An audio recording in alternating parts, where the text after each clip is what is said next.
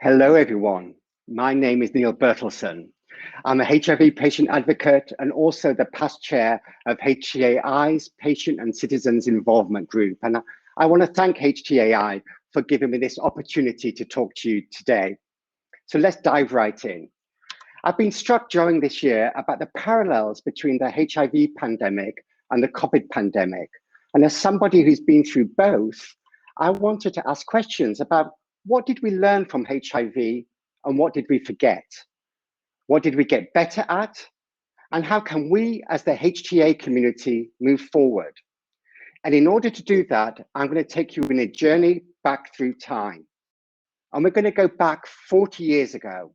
And we're going to land right into the middle of summer 1981. And for those of you around in 1981, this was the year that we first met Indiana Jones. And if you were on a dance floor, you were probably dancing to the Human League's Don't You Want Me? So we had new trends, new politics, and new music. We had something else that was new that year. On the 5th of June that year, the Center for Disease Control in the US put out this report about 5 cases, very strange cases of a very rare form of pneumonia in young men. And it's fair to say that the rest of the world didn't take much notice of this. And yet, this was the very first signal that we were at the start of a global pandemic. And what followed in those years was that we had some progress. So as we went through the years after 1981, we identified the virus and we had the first drug for HIV. But you know what? Progress was really slow. And it would take 15 years from that very first report to actually having a successful approach to treating HIV. And that takes me to the first lesson. What happens when the basic science is still emerging? There's a vacuum, and that vacuum gets filled with falsehood and fears, leading to misinformation and discrimination.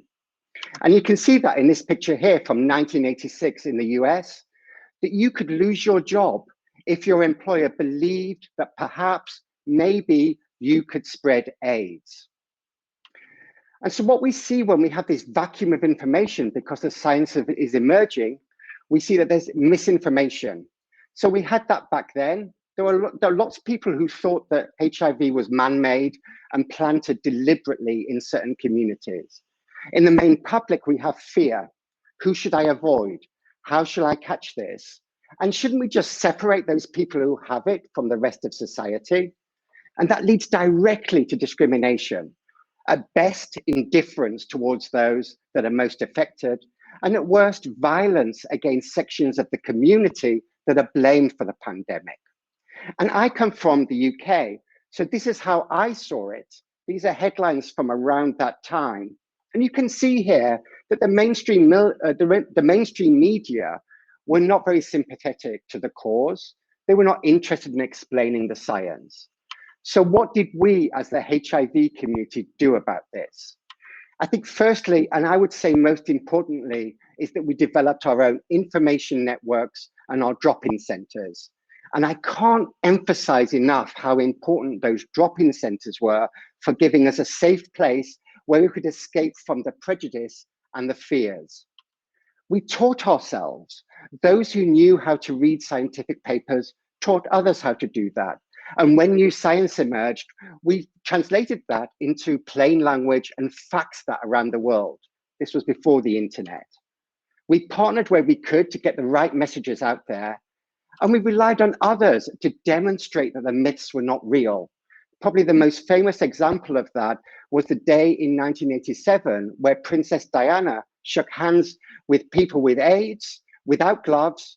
That image went worldwide instantly and did so much to dispel the myths, much better than the messaging that had come before it. So I'd like to think, how did we do this time in COVID? And I have to say that I think we did no better than last time, and perhaps worse. Misinformation is everywhere this time. It goes much wider and much deeper than we saw during the HIV pandemic. And I think what really saddens me is that we've seen the same response from fear, this time directed at frontline healthcare workers, nurses that were evicted from their homes for fear they would bring the virus into those homes. We've also seen that same response about sectioning a part of the community to blame, this time targeted at Asians and people of Asian descent, who have been subject to assaults, verbal assaults, campaigns on social media, exactly the same response we saw 40 years ago. Haven't we learned anything? And I think what really saddens me is that we've seen yet again that it's marginalized communities that have been most impacted by the COVID pandemic. During HIV, we learned how to address that and engage with those communities, but it seems we've lost that knowledge. And so my recommendation around this area, we have to partner more, and especially with the affected communities. We have to develop plain language summaries on the science instantly. We can't give time for these vacuums to form. And in terms of disseminating that information, we need to listen to the communities. They will tell us what they need. We don't assume anything and we don't impose anything. Instead, we empower those communities to deliver their own solutions. Which brings me into the next area I want to discuss, which I'm calling the people versus the authorities. When AIDS came along, it was clear that the systems were inflexible and didn't work against this kind of health emergency. And you can see the response here. This is an ACT UP demonstration, and you can see the ACT UP, they were a new kind of patient activism. They were focused, they were really well organized, they quickly became global, and they knew how to work with the media. But on the right-hand side, you can see a picture from one of their famous demonstrations. And I wonder if you can guess what they're demonstrating against here. They're demonstrating against the drug regulator. This is all about access. If I die of AIDS, just drop my body on the steps of the FDA. So what were they so angry about at this time? Well, it was taking too long to approve new medicines. And so they wanted to shorten the drug approval process and create new mechanisms that allowed early access to these treatments before they'd even gone through the full approval process. At this time, placebo-controlled trials were demanded and used often, and they wanted no more placebo-controlled trials. We take that for granted today, that it's unethical to have placebo-controlled trials in these kinds of situations. But that was an argument that we had to win way back then. And they wanted to include people from all affected communities within the clinical trials. But behind those protests, we saw something new happening. We saw the beginning of partnerships. So the AIDS activists, they learned how the processes worked. They taught themselves the complex FDA drug approval processes, and that allowed them to start conversations behind the scenes. July 1989, the FDA had changed their approach, come up with a whole raft of changes to the way that they would regulate life-saving drugs. And in particular, they created something they called then parallel track, which would allow patients to access these drugs before they had been approved. So I would argue that this was the birth of modern patient advocacy as we know it today. And this phrase, nothing about us without us, we know that phrase today, but this is the exact moment that phrase was coined. That's the phrase behind galvanizing this movement. So how did we do this time? We're better, but we're not there yet. Since HIV, we've started joining the dots and involving the patient communities. You can see that in the work of the Patient and Citizens Involvement Group here at HTAi, or at PFMD, or the engagement across the committees of the European Medicines Agency and FDA with their patient-focused drug development initiatives. So we're starting to have that foundation in place, but we're not there yet. There was research recently by the European Patients Forum looking at the impact of COVID. 95% of patient surveyed experienced challenges due to the pandemic. And yet, only 12% of patient organizations were represented in their country's task force. And 63%, almost 2/3 of patient organizations were not consulted at all at any stage. And I think that's just outrageous. But we've heard at this conference that things are improving. I'll point you to yesterday's keynote with Dr. June Ray, from the MHRA talking about new patient engagement tools co-developed with the HTAi community in the UK. She said, this is the most popular tool in the toolkit that shows that things are moving. There's momentum behind this. And I also point you to a panel I saw earlier this morning, which showed that patient involvement can happen in rapid guideline development, even when it's just a days or a week in which to have that patient involvement. I want to recap the learnings from HIV. The affected communities are the solution, not the problem. They improve the processes and advance the science. From the very start, we recognized that HIV affected different parts of society, all marginalized, and yet we were able to work with the systems to evolve solutions that could meet these very different needs. So it is possible.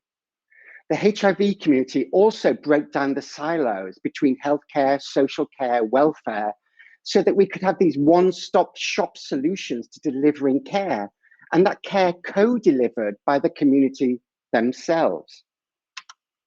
So where do I see the opportunities for HTAi community to move forward? Well, the first one is I think we really need to accelerate this idea of joined up healthcare and joined up patient involvement within that. Not least because of long COVID, which is likely to need lots of different solutions that span healthcare, social care, welfare. We need patients to really help us start building what that looks like.